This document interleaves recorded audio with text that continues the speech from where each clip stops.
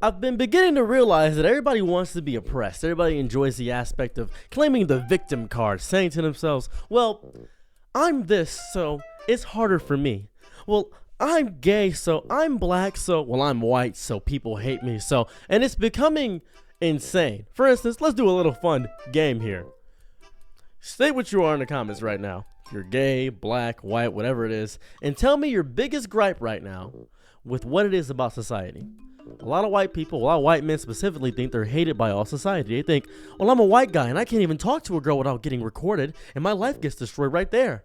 And they call me a weirdo and a creep, and that messed up a lot of white guys. Black person, well, I can't go outside, period, actually. It's hard for me because society and systematically is destroying me. If you're gay or somebody in the LGBTQ, trans, something of that variety, you say, my entire identity is compromised and I need to call the sponsor of today's video. This is not, could you imagine if I just, that'd be a crazy advert. That'd be nuts. Sponsor me.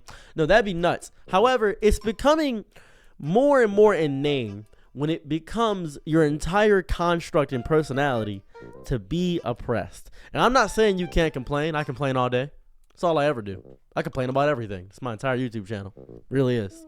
But you can't have that be all that you are. You can't have that be the entire confine of how you exist. You can have it be a piece of it, tiny piece. You can have it be a part of who you are. You can have it be some smidgen, some aspect of how you operate as a human being. But you can't have that be everything you are. I'm witnessing people think that just because another person's struggling, they themselves have to one-up their struggle. They have to say to themselves, wait a second, you're struggling? But I'm struggling a bit worse, actually. Let me explain the trauma that I went through. My dad assaulted me too. Oh, all of our dads did it? Well, dang, we're all messed up here. I'm really among my people. I know these roads. I built these roads. What do I say next? Well, I don't have a car because I got into 5 car crashes. I got into 6. I got into 13 last week. It's becoming a one-uppance, as if you win some kind of imaginary participation trophy for struggling more, thinking your opinion is more valid because you struggled more than everybody else. Well, I went through homelessness, so did Jessica. Jessica just got unhomelessed. She just got housed. She just got housed recently, but she's on Section 8. Yeah, but she doesn't have to work because she's on Section 8. I have to work and I'm homeless. And my mom shot me. Your mom shot you twice. And I got to eat mosquitoes every day. Are they good? I don't know. Mosquitoes have different mosquitoes I got to go through. It depends on what they eat. It really depends. The diet of a creature concerns how it tastes. You know how that operates. Ask Jeffrey Dahmer. That's really how it works. And this is insane to me.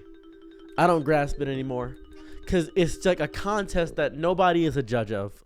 Who decides who suffers the most? If I punched a baby in the face and you got punched in the face, who suffered more if I punch you with the same force? Maybe the baby. He's got weaker defenses. He can't handle it as good. That's understandable. Baby can't handle it. Baby can't take it. You could take the punch because you're stronger. You're more resilient. And I say this as somebody that has been through enough, I think. I know it doesn't make me more dictated to talk on the subject, but I don't care that I've been through all this stuff. And you should not in any capacity ever think that just because I'm saying this, that it makes your oppression worthless. It makes your victimhood worthless. You, as a gay person, or as a lesbian, or as a trans person, are completely right about the struggle you went through, and it's completely valid. You as a white male are completely valid. The fact that you can't talk and walk up to women because of your peers. That's understandable. You have a horrible track record. You as a black person, your ancestors went through a lot. I grasp it. Asian people went through a lot. We all went through a lot. But you got to understand, these situations are not unique. They're not. They're personal to you, but they're not special. I think the illusion is that everybody wants to have their situation be the most important. And to you it is, because it matters to you, because you felt it. You had those emotions go through your body. You felt them in your soul and bosom, and they came out of you. I'm a furry now. You felt that. You felt that in your chest. And you developed a cascading shell, a peanut encasing around you to protect the soft, delicious nut inside of you. That sweet, milky nut. That nut inside, that whatever is inside of you that you're protecting. That true middle where the fear and anguish lies in between. And you've cannibalized love. You've cannibalized what it means to suffer. You've cultivated it and capitalized it to a point where you don't know what it means to be a person. You just know what it means to be a victim. I suffer, so I matter. Everyone suffers. Everyone matters. Well, that's the all lives matter apologist. You're just a conservative apologist. That's all you are. You're just doing conservative apology. I don't care about any of those words because I don't care. That's internet mumble jumble that I don't give a fuck about. You're worthless to me. I don't care about any of that. I'm here talking as a person, and I'm sick of seeing it. I'm sick of people coming up to me, and I'm telling them that, hey, guess what, guys? My dad has prostate cancer. It's very serious. He can't get hard anymore. I didn't know when you lost your prostate, you couldn't get hard anymore. And then them saying to me immediately afterwards, well, my dad's dead. Thank you. I'm letting you know that I can relate. My father's not dead. Well, you be happy you have your father at the very least. I'm not going to be happy about that because your dad doesn't have to pay bills. Your dad doesn't have to worry about prostate cancer. He's in the dirt. I don't know what to tell you. I don't know what to. Guess what? You're winning the Oppression Olympics, but just know that it's not a contest. You're a gold medalist. You've been here every year, every day, practicing, training. How can I one-up the next guy? What can I do? What can I do?